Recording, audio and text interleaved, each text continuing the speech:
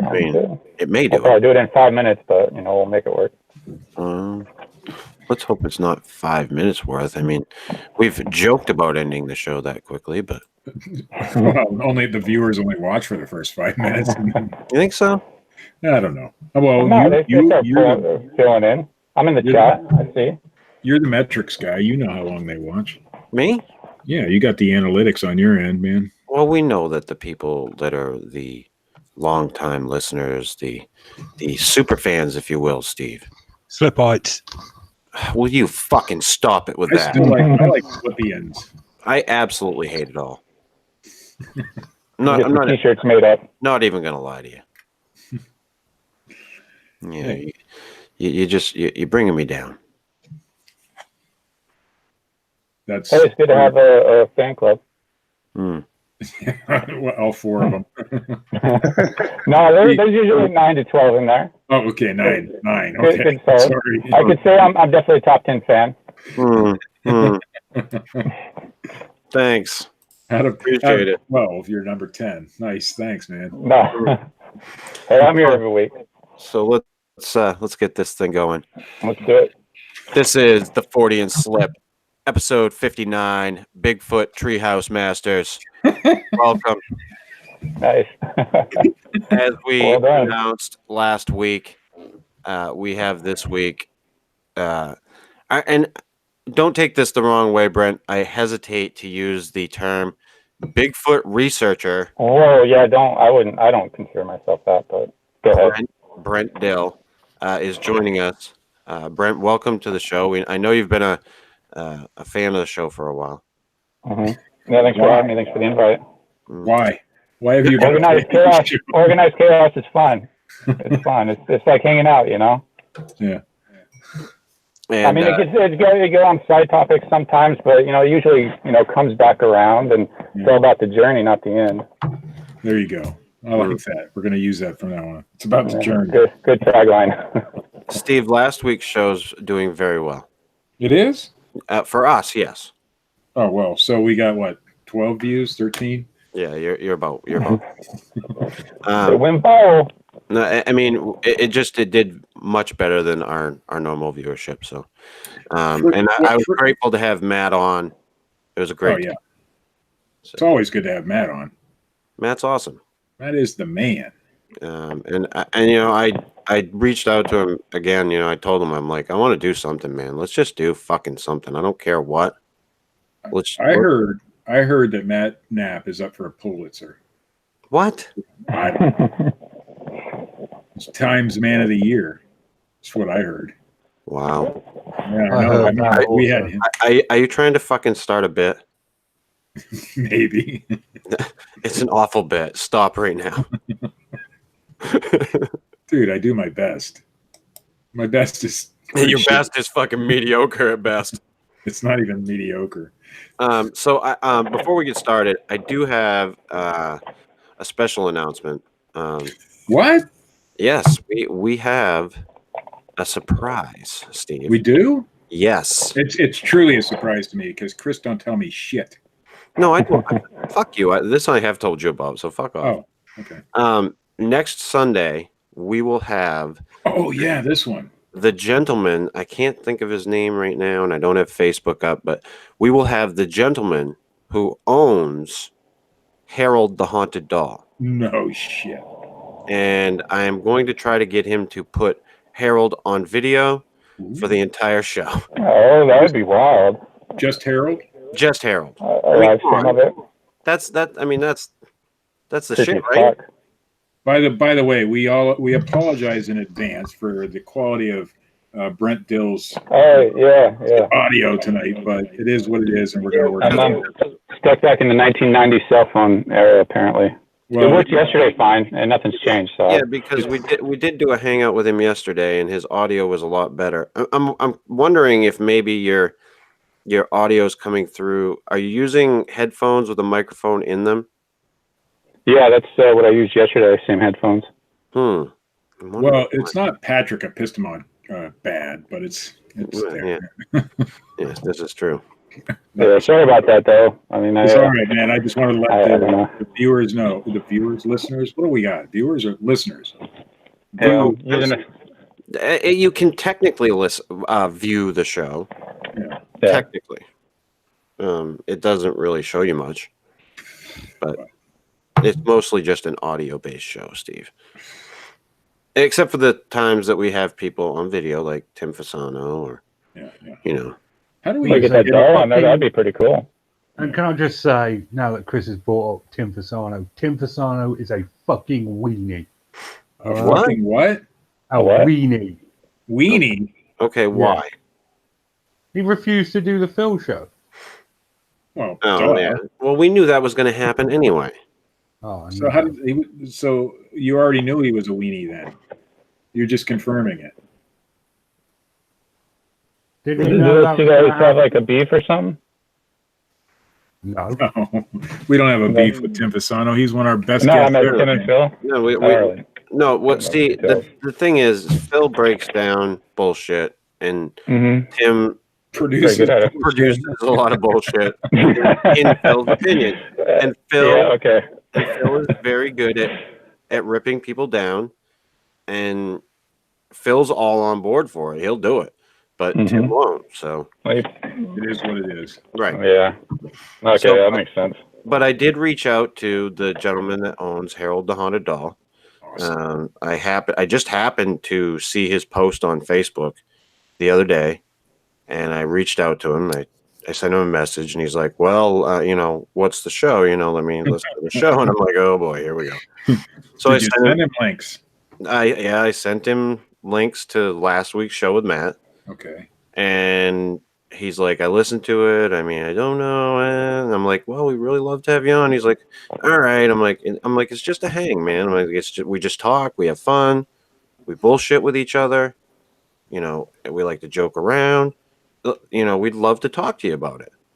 So he's going to come on. Awesome, man. And I'll try to get his name right now so everybody can. Frank. It's Frank. Yes, it's Frank. Is it Frank? No. Is it really Frank? Not Frank.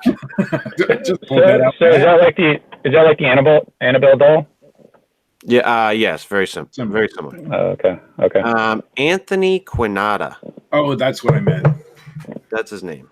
So, I always get Anthony from Frank, so I know. I totally understand where you come from. Isn't that the short for Anthony? Yeah, that's what I heard. Yeah. So I'm gonna call the guy Frank next week. So, Brent, I've never really talked to you. However, and I'm going to throw you under the bus on this one.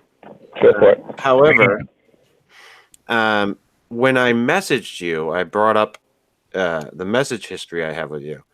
And you did the one thing that irritates the fuck out of all three of us. Oh, shit. You messaged me to tell me that you were offended by things that were being posted in my group, the Fortean slip group, and that you were going to be leaving. And that if I decided to change, I'm leaving. if I decided to change the way things were going in the group, then you would be willing to come back. But we must have changed. And my response was nothing. Yeah. Well, look at the date on that too. That was during the whole Matt Johnson era fun. That was that was actually when I very, very first got into the whole Bigfoot community. I was when I first got into it was like 3 or 4 years ago, and it was I got into it thinking that everybody kind of worked together and stuff, and it's like, oh, let's go find Bigfoot. Yeah. Are you embarrassed? Yeah. Well, I'm looking back, it's like you can connect the dots looking back, but I was completely naive to the point where it's going to be embarrassing to even admit this. When I first got into it, Matt seems to have, at that time before he went all, living in the trees and portals coming with whatever coming through. And I was actually going to pay him to take me to go show me a Bigfoot just so I can see one. Because I was just like I just wanted to see one. I just want to know that they're real, because it's always been kind of interesting. I remember there was a point where, Yeah, there's a point where I was gonna be like, man, I'm just gonna pay him just because I want to see it, and because I don't want to have to go out and look for myself. Hey, Todd Standing's still asking for money. Spirits of everybody is. He'll take you to not Sylvanic. Wait a second, you were a Johnsonite? Oh no, I wasn't a Johnsonite. I wasn't like I was just getting into it, so I was still kind of learning. I didn't even know what woo was when I got into it. And so I stepped into a fucking landmine that I didn't even know the history on. And, you try to take the higher road and be a better person, as Chris's message says. But then you start to realize, well, Matt's really kind of bringing this on himself. He's doing a lot of this himself, and if you don't want to put stuff out there and have people comment on it and stuff, you shouldn't do it. And it's been a long learning road in the whole Bigfoot world, because what I thought it was and what I think it is now it's not not what I thought it was. I think we've all been there. When we started, I think we were all a little naive. Well, I mean, from my own experience, one of the times that I tried to go to a what could have been considered a quote unquote, I use that lightly, research site. One of the people that was doing the research there threw a fit that I was going up there, and I was like, why? I mean, all I'm doing is just going up there to see the fucking site. What's the big deal? And it's like, well, nobody really goes up there, and then come to find out, like, people are up there all the fucking time. Yeah, it's especially if it's a public area. I mean, go where you want. So it's not a very. It looks like a very welcoming community. Let's it does. Yeah. No, it bloody doesn't. Oh no! Oh yes, it does. On the surface, it looks like a welcoming community. Everybody's hanging out around the bonfire. We're all singing, Richard. We're all having toasted marshmallows. And the worst part is there's a lot of bad information out there as far as stuff that's not Bigfoot related. Like when I first got into it, I started to realize a lot of like the Matt Johnsons and shit were jokes and stuff. And so I was like, okay, well, I live in Washington. I live not too far from what is supposedly, air quotes, the most active area in the country. And so I'm going to go out and try and find something. And it's not like I have any major skills that's going to contribute. I can drive my car out and go hike, for a long ways. And that basically sums up Bigfooting right there. And yeah, I'm going to let you know a secret, Brent. Nobody has any major skill sets in this. Yeah. Well, people might claim, but it's, I'm just a dude that I just kind of want to know if the whole Bigfoot thing is true. And here I am after being out in the woods for, a few years. And definitely I'm not a pro or anything. It's just, I'm just having a hard time finding any type of viable evidence. And the people who I sometimes go out with and stuff, it's, sometimes everything Bigfoot is to them, or every tree break or every, stick formation or whatever is a sign from Bigfoot. And so I actually just mainly go out with a couple of few people that are kind of like-minded and have kind of the same goal and stuff of trying to figure out the whole Bigfoot thing. I remember a few years back, Matt Knapp had said to me when I was doing all of my little goofball fucking videos, he's like, you should set up a bunch of little stick structures in the fucking woods somewhere and then act like you're a news reporter and be like, here from the Bigfoot projects. Yeah. Well, that's the state of Bigfootery anyway. People barely get off the side of the road and see a broken stick in the woods and think something is there, and it's just not the case. That's what I call the Rio effect from Nathan Rio, because when Rio really popularized it. Yeah, well, when I first got into it, that's, I talked to Nathan, and he was like, yeah, go check out these areas, because I sent him, where I kind of, go out and wander the woods and stuff, and I started finding all these formations. I'm like, wow, this is weird. This is easy. Why is it taking this long to figure out the whole Bigfoot thing? And here it is. And it just didn't seem right though. And so I started going outside the Bigfoot community to like talking to loggers and survivalists and off the grid. And it pretty much killed the whole stick structure thing for me and kind of moved on from it. Well, it's that and the rock formations, which are nothing more than cairns that people leave on trails all the All the fucking time. time. Well, yeah. I'm an avid hiker. I've put many a rock on cairns Well, when I've well, gone hiking. they're actually looking at making it illegal for doing it in riverbeds and stuff because they're saying it's going to start damaging like the ecosystem because it's a huge thing now is rock stacking. You go talk to hikers about you want to cause a major rift between hikers, go in there and just post like a rock stack because it's such a polarizing because you get a lot of leave no trace people in there, and it's such a polarizing subject on just the rock formations alone. And it's funny when people try to associate it with Bigfoot. It's like, well, it's just it's just people try to associate everything with it. Listen, And could Bigfoot stack rocks? Absolutely. Yeah. Could they break branches? Absolutely. Are they? Well, that's up for debate. Yeah, I mean, you gotta catch them red-handed, pretty much. And I've been out to the woods, and I've seen a lot of, I've come across a lot of things, a lot of stuff I've been able to later vet out and stuff, and just the more you learn and stuff. But that's it's a crazy subject, and it was quite the journey. A lot of rabbit holes to fall in, and all that stuff. And so speaking of rabbit holes, hold on there, Steve. Whoa, hold on. I'm anxious, man. Rein it up there, motherfucker. All right. So, exactly how long have you been in the Bigfoot research, quote unquote, community? Let's see, probably 2016 or so, 15, 16. It wasn't that long ago. Yeah, so a couple of years. Yeah. It's a learning process. There's a lot of stuff out there that's really kind of it's a chaotic landscape for information and trying to if you're just coming in to try and get the truth and stuff like that. It's a really chaotic landscape to try and figure out what's true, what's not true, and because most of what's presented isn't actually Bigfoot. It's a lie or misidentification or whatever it may be, and so it's a tough road to kind of navigate and stuff as far as figuring out what's what if you want to really kind of know what's going on.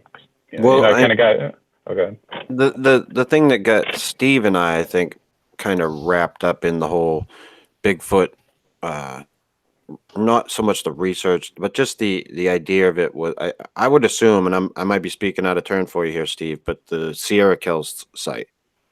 Well, we both kind of were all in on that. I mean, I've spoken to Justin. I mean, and you have too in Hangouts, and you've met Justin. So that's the one where he killed the two babies, right, and the mom or something like that. Yes. Yeah. Okay. Allegedly. When that turned out to most likely not. Well, we were all in on that for quite a while, but we were part of Team Taser at the time. Yeah. Well, it's a process. Yeah. Yeah, and like you said, process. And I think that's a lot of the reason we've become jaded is because what went down with that whole situation with Team Taser at the time and the people involved and how it all went down. Yeah, and knowing more about the situation once you're out of it kind of really opened your eyes to what you missed because you wanted to believe it so bad. Yeah. Yeah, I know exactly what you're talking about. I feel I'm at that jaded stage now, in some ways. And like Steve said, I did meet with Justin. I had dinner with him. I had seen him a few different times. And I won't say that he ever came off like he's a horrible person. He did come off like a prankster to me. And that was one of the first things I said, I think, to Matt and to Steve after I had met him. I said, he definitely seems like a prankster to me. And I don't, but I can't say, for sure from meeting him, whether or not what he said was bullshit based on that. To be honest with you, I don't know that we can still say what he said was bullshit with 100% confidence. I can. Because, well, yeah, you can. I've spoken with Justin in Hangouts many a time back in the day, and the dude is a very skilled, I'd have to prankster is a good word for it, I guess. Liar could be used if you don't believe him. But I couldn't catch the dude in a lie ever. And that was frustrating for me because that's what I did back then, you know? Yeah, you were good at it too.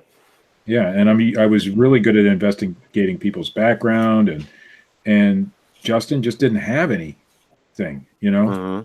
And so that's why I was kind of buying into the story. I never 100%. I remember the big thing that you regretted about that was the fact that you had found out the information about the lie detector test. Yeah. And you were asked not to release it. And because I was naive, like Brent was talking, I didn't. And I should have. I should have. Yeah, we all have. What's the thing with the lie detector test? Is that still basically private stuff? No, it's not private anymore. We've talked about it on the show a few times, I think, haven't we? Okay, so back, and I can't remember all the details. It's been, 2014, 13, something like that. I mean, it was a while ago. But the lady who gave the lie detector test basically got her lie detector credentials out of a box. In fact, the name of the course she took was Lie Detector in a Box. Yeah. And I broke that down. And the guy who offers that course has been accused many, many times of, hoaxing, not hoaxing, but, it wasn't real. It doesn't really actually work that way. You can't open up a box, be a lie detector specialist, Well, I'm an ordained minister because I paid $15 online to get some type of. So did I. Card, yeah. Although it doesn't get you any better parking spots. Oh, did you? Oh, see, I paid $15. I got a card and a little plaque for certificate and stuff. Yeah, but anyways, does that make you any different of a person? I mean, does that put you no better parking spots or anything? Basically, the lie detector in a box is the same thing. Yeah, that's what I'm saying. Yeah, you're paying for a course, but does that really make you an expert in lie? And listen, does it really make you a preacher because you paid $15? There's a fucking reason why lie detectors are not admissible in court. Right. They do not work. And then when you go to the lowest possible denominator and get it out of an online course that isn't even accredited with any school, nothing, recognized. Not recognized legally by anything except this guy who put it out. And that was the biggest issue I had with that whole Sierra Kills thing. Is he passed a lie detector test, but so what? What does that mean? It doesn't mean anything, and it means even less when. And I get why they got this woman to do it. They had a short amount of time to get somebody to do it. I get it. They had a documentary to make. And I think if you go back and look at all the facts today, that was what this whole thing was about. Making a little bit of money on a Bigfoot documentary. Because guess how many of those people are still in Bigfootery today? None of them. Not very well. Merchant's still around. God awful videos he does. But all Sean does now is his blogs, and he's very behind the scenes about it. Roe's gone. Yeah, I haven't heard from Roe in years. Justin's probably up the creek somewhere. Justin disappeared. I actually saw him because I'm still friends with him on Facebook. I saw a post not that long ago.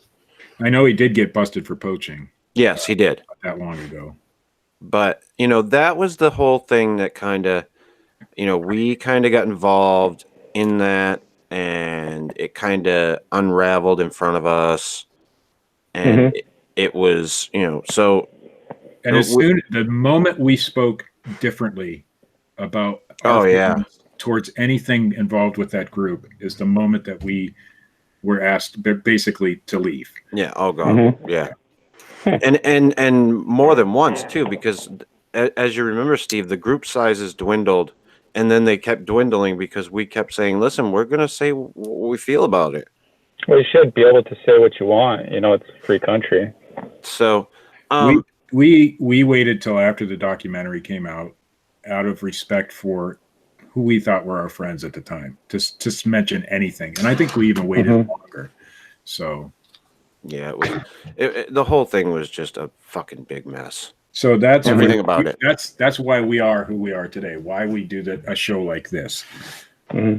So no, that makes sense. I understand because just in my own observation of going through everything in the whole Bigfoot community from, when I first got into it to now, I really understand that.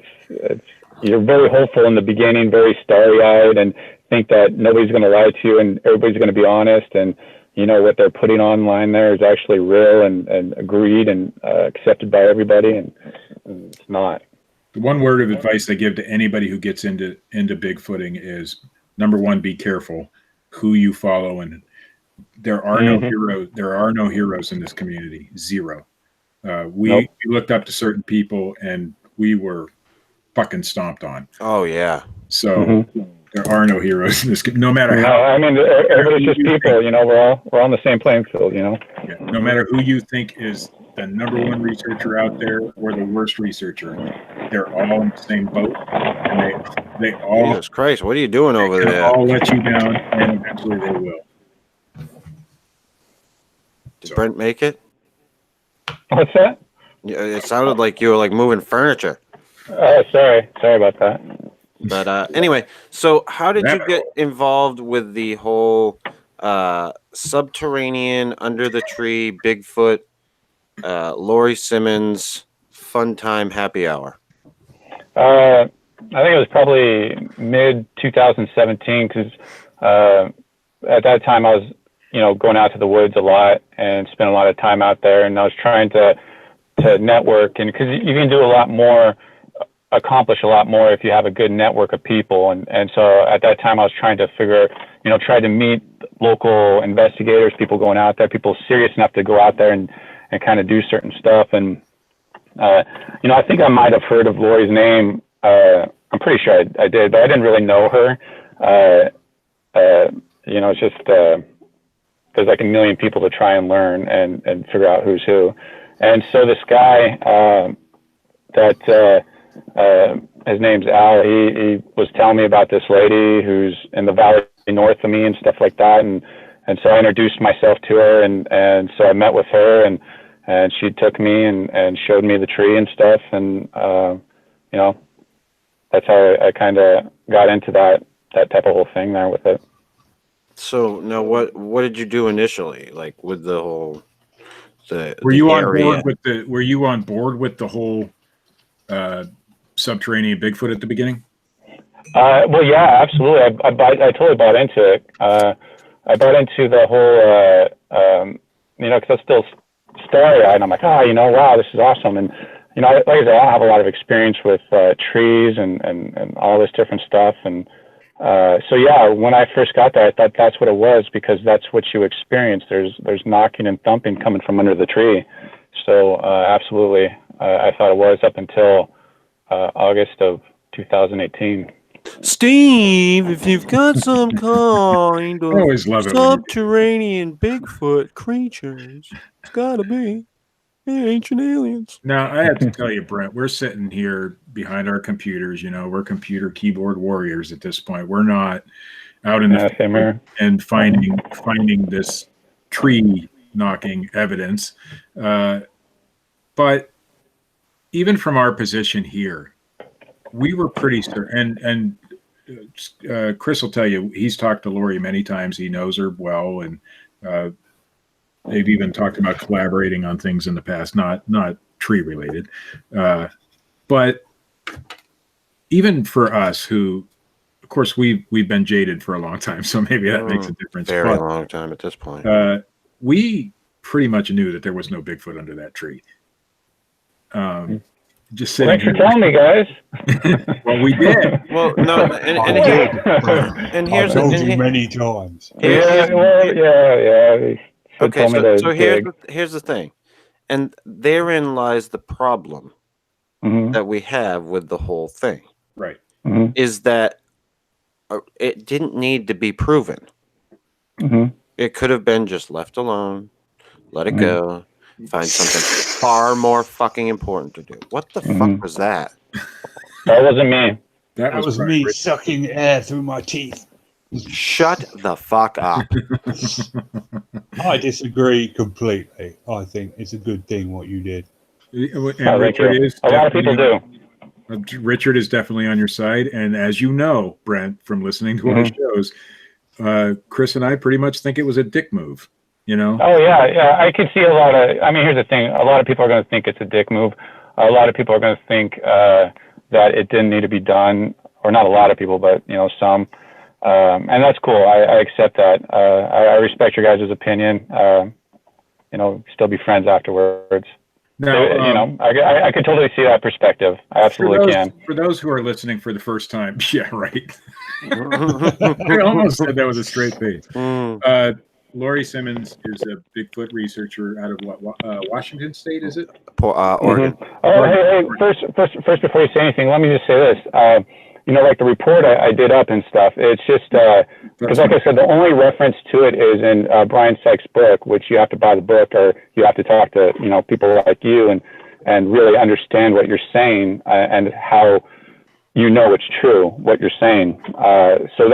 So that's why I did up the paper how I did. It's not attacking Lori or her dad or anything like that. The only thing that paper is about, the report that I did up, is what's causing the sound of the tree. That's it.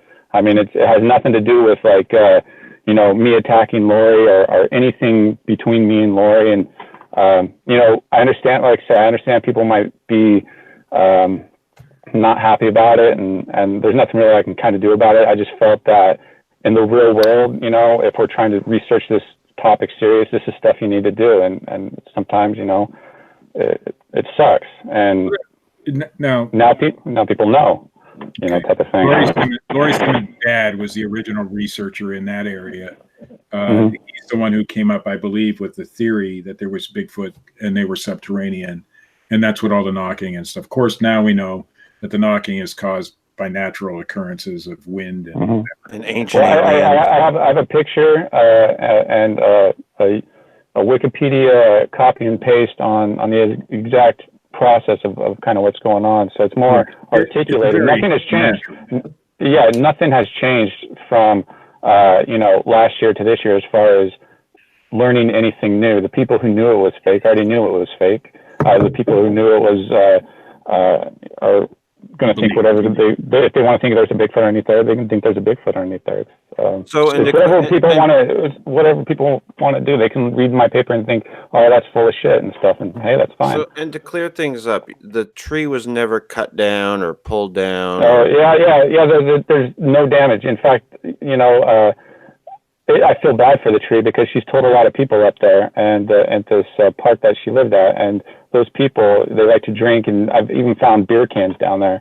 They just go there and beat the shit out of the tree trying to get the tree to interact. And so I even have pictures and stuff of like the bark just getting dented in and broken in and stuff like that. So, yeah. No, I didn't dig up the tree. I didn't damage the tree. When you're doing an investigation, which, I try to be, approach this from a real world, what would an actual researcher do? Because I don't consider myself a researcher or an investigator. I'm just some dude who wants to know if Bigfoot's real. But I try and, think, hey, this is what probably should be done, should be written, and digging an exploratory hole to figure out if there's a chamber underneath there is something seems like something a legitimate researcher would have done. And like I say, I'm not saying I'm legitimate. I don't even consider myself any of that. I'm still stumbling along, trying to figure out, the ins and outs of this whole topic. So you've got... there's no damage to the tree. No damage to the tree. Absolutely you've got none. Photographs. You've got evidence to back up what you're claiming, I'm assuming. Yeah. Well, Lori even knows that about the damage to the tree. Yeah. How deep was the hole?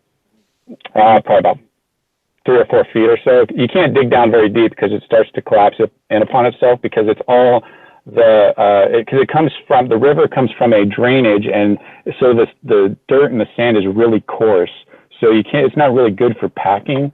So, and that's why a lot of those trees just kind of fall over and stuff, just because the soil is really, really kind of poor and these specific areas of like old riverbeds and stuff.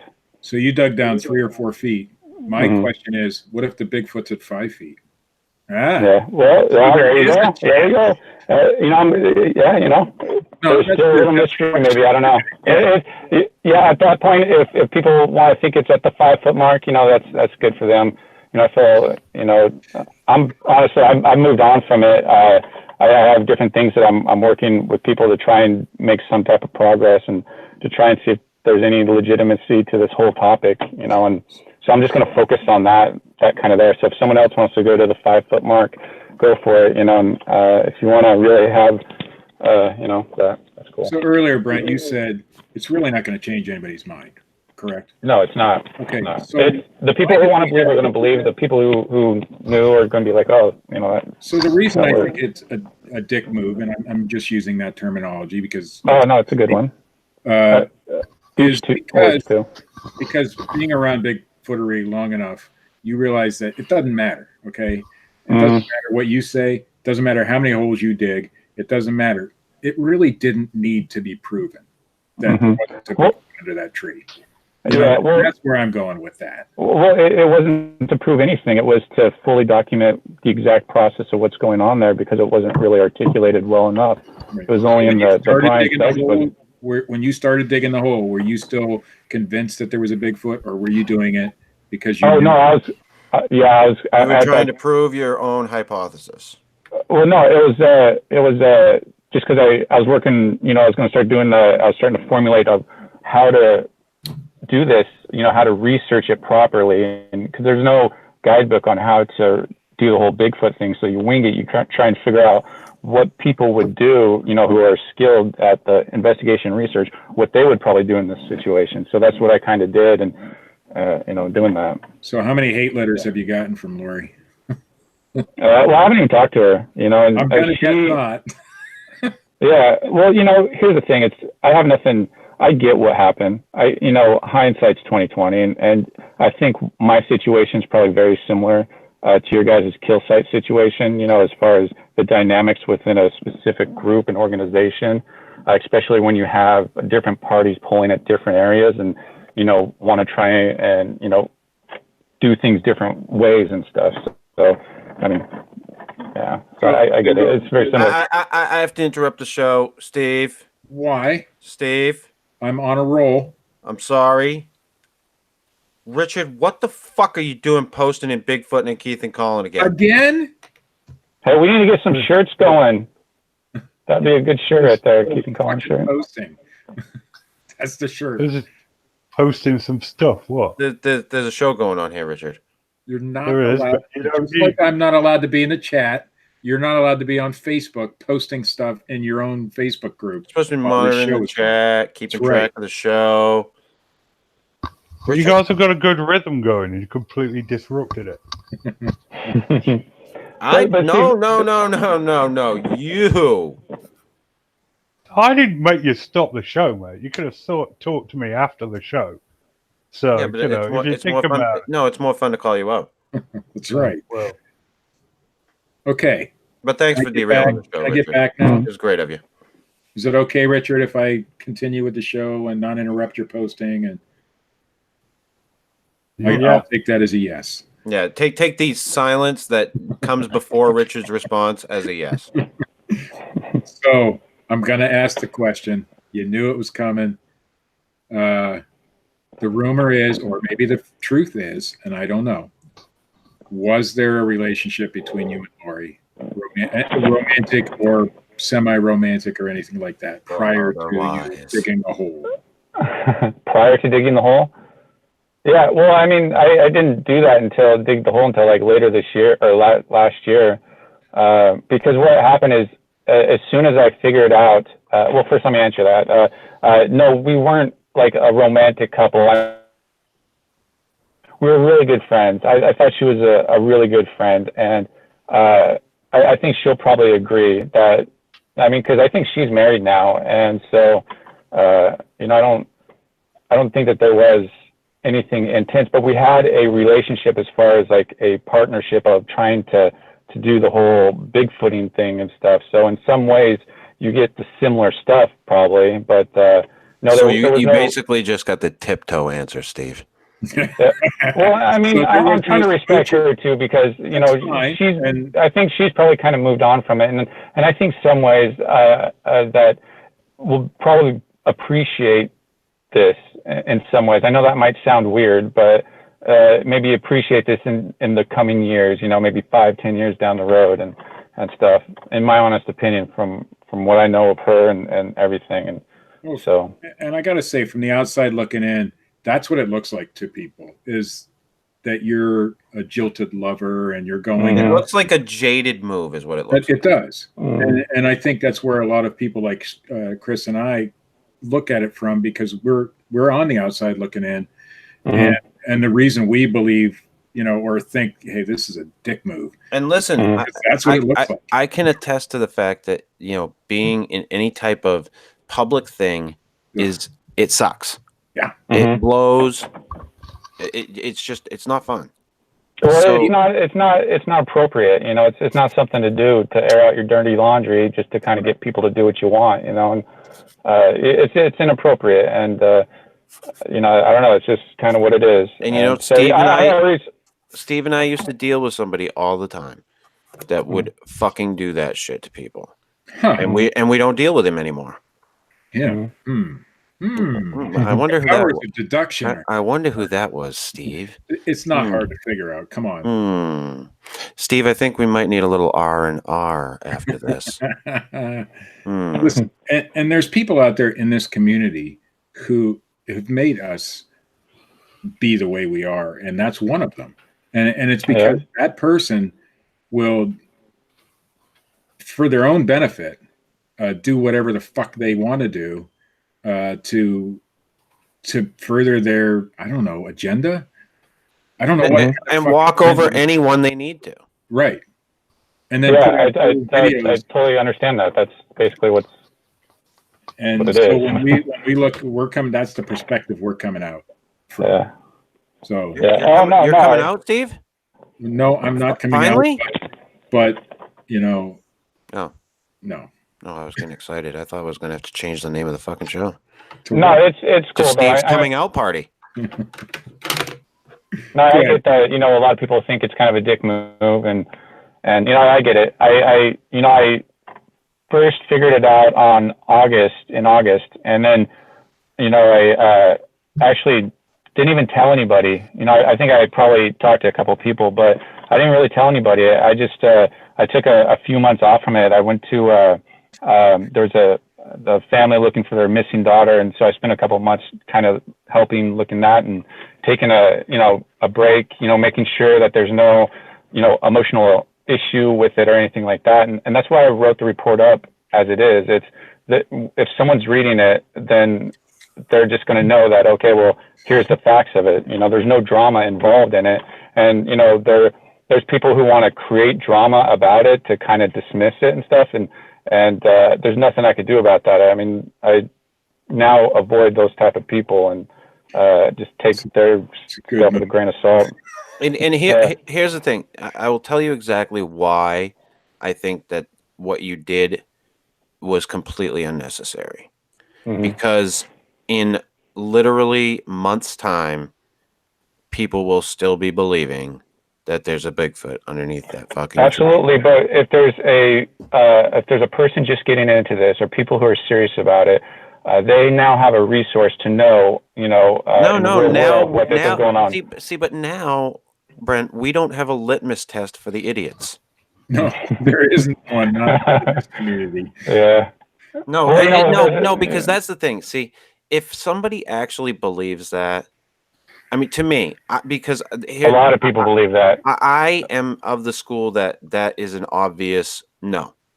Yeah, well, I mean, that's to you and your life experiences that brought you to it, and your knowledge of Bigfoot and everything like that. It brought you to that. The people who are getting into it or don't know or want to learn or whatever, they don't know anything like that. The whole process of how the trees do that. And I'm going to tell you now, and maybe for that purpose, if I haven't read your paper, I'll be honest yet. No, it's short, 8 pages to the point. It's just basically what's. So if somebody wants to send it to me and I can read it, that would be great. And I'll do an update. We'll talk about it again on the show sometime. But the people who are getting into Bigfootery for the first time aren't going to say, "Hey, Brent Dill wrote this paper." It's just not, because I didn't. Oh, I mean, yeah, I did a lot definitely. of research. Definitely. It's one of those things where if you come across it, it'd be nice to have a resource to I wanted to believe do. so bad. And I think we all started that way. We wanted to believe so bad that things that should have triggered, skepticism didn't. And and then you get so deep into it. These people who believe in Matt Johnson or Laurie Simmons theories, or they're so deep into that thought process that you'll never change their mind ever. Absolutely, and that's why I fully understand that. And that's why I said before that I fully understand that some people aren't going to accept this. They're going to think I'm a douchebag. I'm an asshole. I'm the devil in disguise, pretty much. Yeah, I think I did. Yeah, that's the one. I didn't hear the dick. It was more the douche. Maybe it's because I don't think go hand in hand. Anyways, and I have to say, before we go any further, it takes a pretty big man to come on a show like this where you're going to get pounded, man. So. Oh yeah. Well, I kind of knew. I mean, I don't have anything to hide. I just, I think it was just one of those experiences that you can only learn from and try not to repeat. And so that's kind of where I'm at with it. And I've moved on, and I understand that there's some people that might want to make this what I'm doing more than what it is. But in 5-10 years, nobody's going to care about any of that, or even. But I think that's why we have you on the show. We want to know exactly what was your thought process. You went out there to dig up that tree. Was it a jilted lover thing? You've told us it's not. Yeah.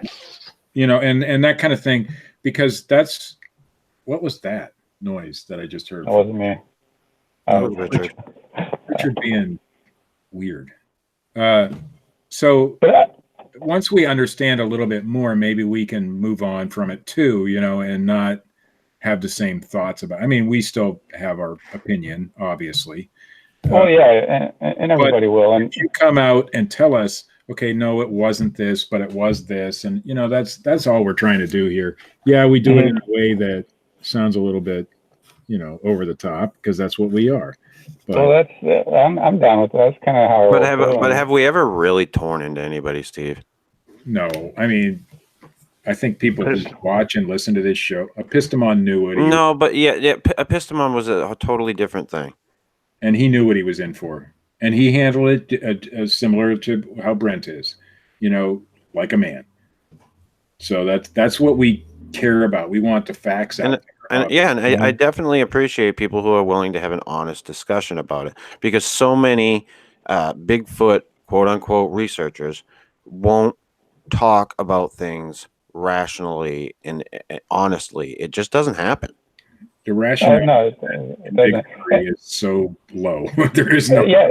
Well, and here's another reason why I did it, guys. It's because it is kind of a joke. The actual Bigfoot research is a joke. I mean, look at Kelly Shaw's breakdown of the Utah thing. It's like it's a joke. No, don't look at his breakdown. I personally contacted Kelly Shaw. I personally contacted Kelly Shaw during that, and I had a long discussion with him about the legality. He was trying to say it was he was trying to go after the dude who did the not the hoax one. No, the recent one in the snow where it sounds like he's going to have a heart attack up there. Yeah, well, it's such it was laughable on what he called research, and I just think that maybe we could all raise the bar and start maybe achieving and striving for something better. So maybe start taking a more serious approach, so maybe we can make progress, because maybe there is a Bigfoot out there. I don't know. If you can do that, you'd be up for Times Man of the Year. Trust me. I can only do what I do. I mean, that's like everybody needs to figure out what their goals are, of what they kind of want to accomplish in this topic. If they want to go go to the conferences and do the whole entertainment aspect of the whole Bigfooting thing, I think that's what it is nowadays. It is. I would say a good 90%. There's very little actual research that's actually being done nowadays, and it's really unfortunate for the people who are serious that kind of want to, really make some progress on the topic and maybe even see one, and we're losing people every year that have been doing this for a long time that don't get the chance to know. Like, it'd be nice to have a Bigfoot discovered for John before he passed away, so he can at least know that he was right. What he spent his life on, was worth it and stuff. And that's it. Assuming you mean. Yeah. I'm just going to interrupt you for a second here because I read something interesting in the coalition today. Uh-oh. That 2019 was the year that we should all just, come together and finally just admit. I've read that every year since. Oh yeah. No, let me finish, you cock. That 2019 should be the year that we come together and just finally admit that Bigfoot doesn't exist. But that's not going to happen because we don't know yet. Yeah. I mean, you can't prove a negative, and that's why we're pretty sure. And UFO researchers and ghost research, you can't prove a negative. So you but can't. If we do it, if we do a better job at the way we research and for the people out there investigating out in the woods and stuff, I mean, they should definitely look at the drone technology, because you can create some of these hybrid drones that could be in the air for 2 to 3 hours with a 5 to 10 pound payload. The Falcon project was a really good idea on making progress to really, you can clear out entire valleys in a single night and really make strides on getting to the truth of it, not this ambiguous, knock in the woods that might be a dozen different things and stuff. Where the people involved with it. And I'm not an asshole when I say that. Oh, no, I'll talk about the concept. Bullshit is what it was. And the concept is great. Yeah, you're right. That's what I'm talking about is the concept of getting something airborne for a long period of time that could get like night vision and infrared gear on there so we can, maybe get something documented. God damn it, somebody call Elon Musk. Yeah, I know. He's making fucking flamethrowers for the motherfucking Christ. Well, they already have that. I was during the search and rescue thing I was doing this summer. There's a person out there that has one of these drones, and it's like 4 feet wide, and it's able to stay airborne for a long period of time. And so I mean, they're out there. Can I ask you who you were searching for? Was her name Sam? Yeah. Okay, I know she's from my hometown. Oh, is she really? Yeah. Oh, wow. Yeah. Oh, so you probably know all about her then, huh? Yeah. Hey, thanks for that, man, because they're still holding out hope, although obviously, Well, there's a lot to go on and with that. And, there's still a small group of people that we're going to go back up and search. I think, we mapped it out, and I think we found a really isolated place of where she's at. And the terrain is so hard to do. You can't even get technical climbers in there because it's so unstable. Because we're talking vertical cliffs, subalpine area there, and she was an experienced hiker, and it's very sad. She had I can't even remember what she had. She had lost her hair from a disease, alopecia. Yeah, something like that. Yeah. Well, here's that. Okay. You go ahead, man.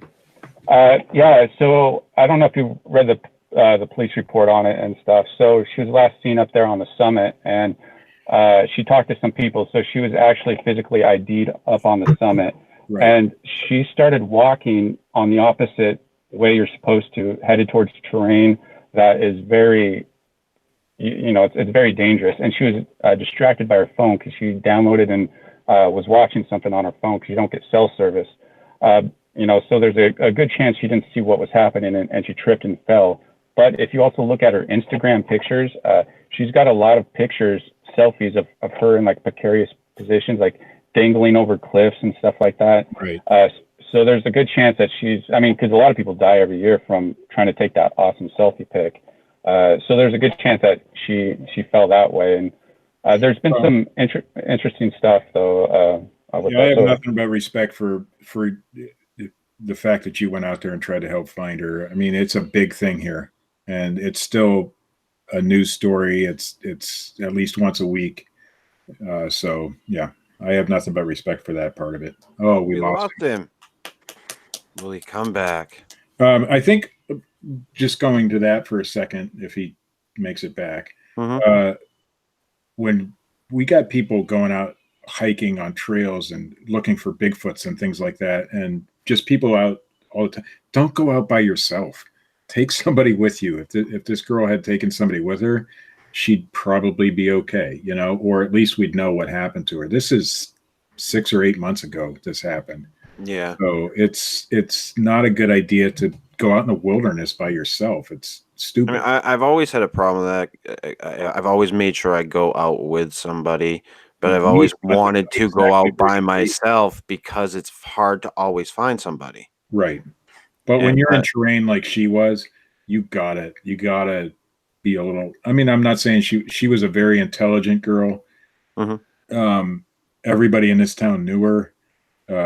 She was a very good student, you know, everything. So she was a very intelligent person, but it only takes one mistake and it can cost you your life. And I'm assuming that's what happened. It's been a long time. I mean, so. Yeah, it's a sad story. It is. And if you live here, you're hearing about it constantly, and it's sad. What's more sad for me is that, and I don't want to say it, but her family still holds out hope that she's alive out there somewhere. Yeah. And there's got to be a time where you come to the realization that, hey, okay, now it's not a search and rescue anymore. It's a recovery, and they haven't come to that realization yet, but hopefully they will someday, and hopefully she is recovered. So, but you know, back to what the subject at hand, and hopefully we'll get Brent back. But I'm gonna still have a problem with the whole process. Oh, me too. I mean, the reason being because I don't think it needed to be done. No, it didn't need to be done. Period. Like why did this need to be proven? Well, and you got to look at it, and I think he's back. Oh, we got him back. Here we go. Sorry, guys. I don't know what happened. Okay. You got to look at it from the perspective of this woman, Lori. This was her life's work.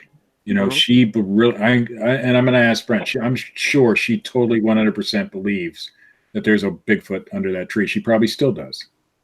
Correct? Well, there's nothing I did that's changed over, when Brian first came out with it in his book. I mean, I didn't say anything new. When Brian came out with it in his book, what was his opinion of this subject?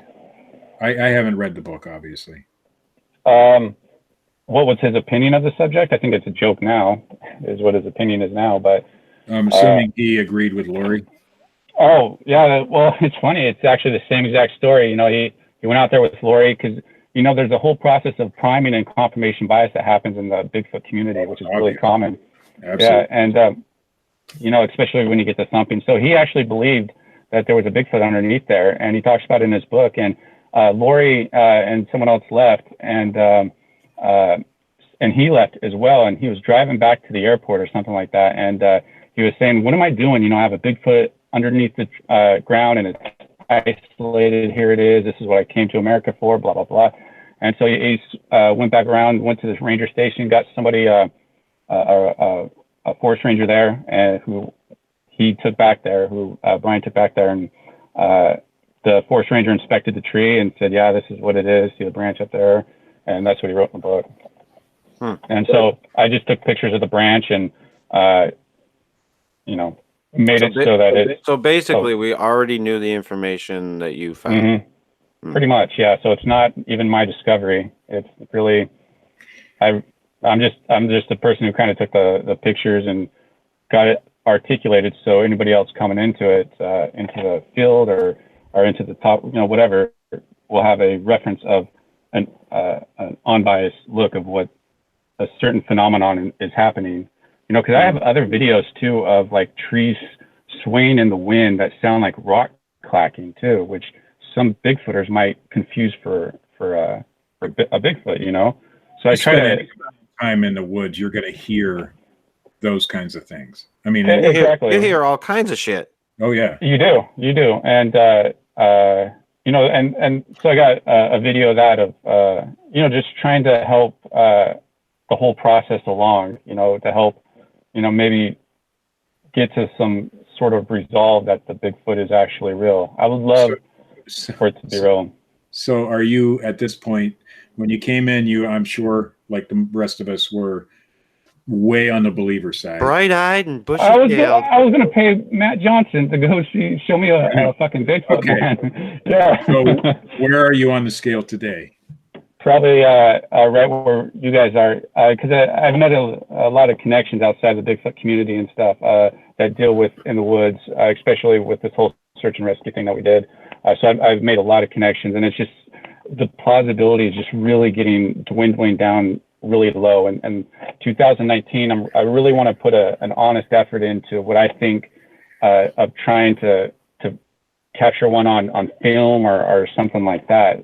But if there's nothing, you're still sort of hoping.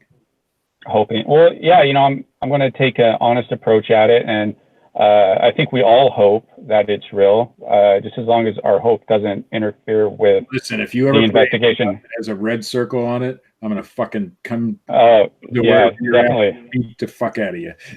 Well, here's actually what I'm kind of thinking is just putting all the drone, because I don't know if you know with Sam, what the family did is they put all the drone footage and stuff online so people can view it, which is a really good idea, because that's one of my least favorite things is going through stuff.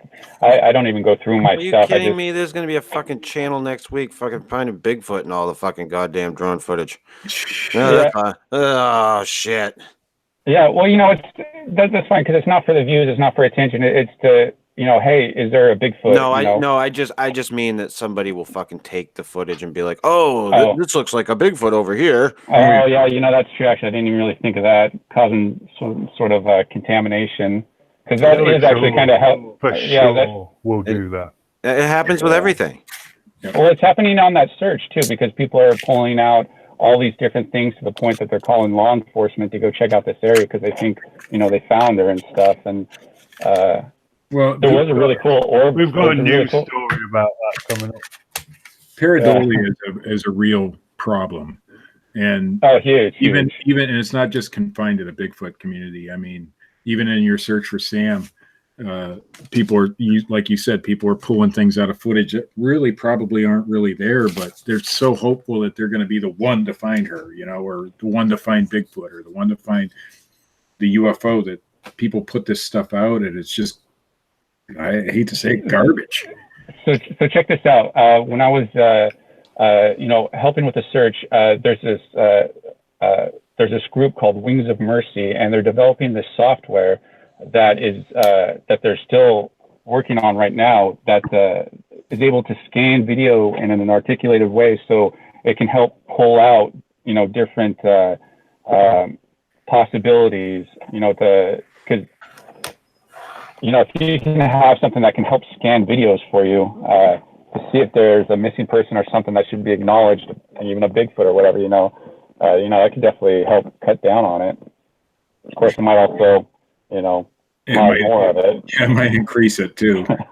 Yeah, so I don't know. It seemed like a really good way to help, go through the footage. It's just to have the peers go through it and the people. Because that's something I don't like to do, but I know a lot of other people that like to do it. So maybe start working as a team with all these different people, and maybe, hey, we get somewhere. Maybe there is a Bigfoot there flipping off the drone, in one of the videos. Who knows? It'd be cool. Yeah, I mean, I'd love it if people would collaborate in that way, but we're probably never going to see that type of cooperation in the Bigfoot community. Not until you get not on effort. Yeah, well, the thing is, not in a whole, it's not going to be accepted. It's not going to be anything like that. But there's going to be a group of people that it is going to, and those are the ones that I personally want to work with, the ones that are serious about it and, want to try and make some progress. So I understand that there's always going to be opposition in everything that I do with everybody in life, that happens to everybody. It's just all how you handle it. And as long as you stay focused on what your goals are and what you want to achieve and understand what you're doing isn't for everybody. A lot of those people want those tree structures to be Bigfoot, and there's nothing you're ever going to tell them to change their mind. Nope. I've talked to a million people like that. Yeah. Well, on that note, Steve, you got any news? I do. Uh-huh. Oh, here we go. Dude, why are you giving me I like the news intro. Don't get me wrong. But why are you giving me old news stories from December 18th? Come on. I didn't see I'm going to the read it date. anyway. Because, yeah. I thought I did pretty good. I got them from Facebook Live instead of Googling. Oh, well, there you go. Mm. So this is an old news story that everybody's heard about, except Richard. ABC Fox Montana, or any other ABC news channel that's posted about this, because it was all over the place on December 18th. A man in Helena is claiming to have been shot after being mistaken for Bigfoot. That news story. I know, right?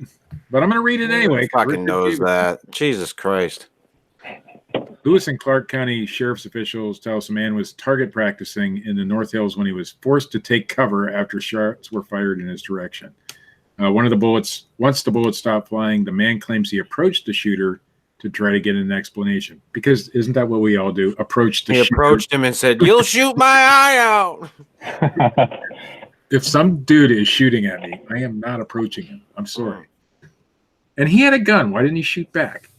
The shooter said he was out hunting for Bigfoot. Probably Justin.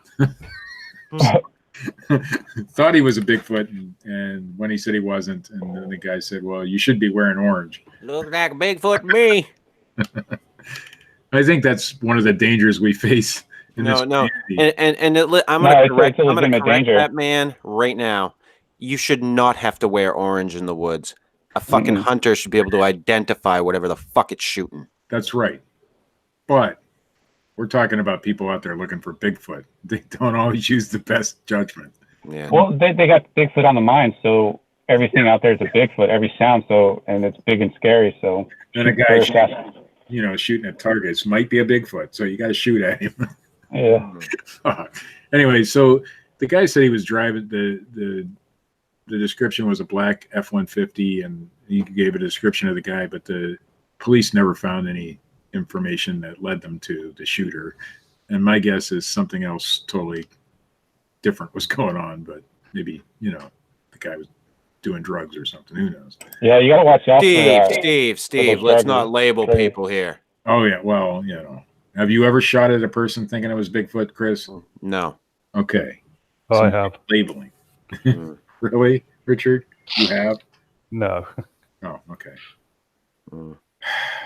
By the way, there's another Bigfoot. We're keeping with the theme. Another Bigfoot story. Oh. This one is a little more current. January 13th, which is today. Oh.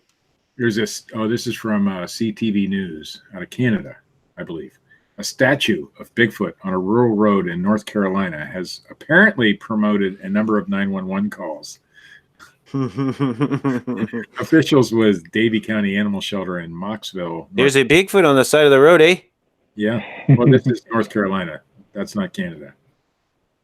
I thought you said it's from Canada. The news stories out of Canada.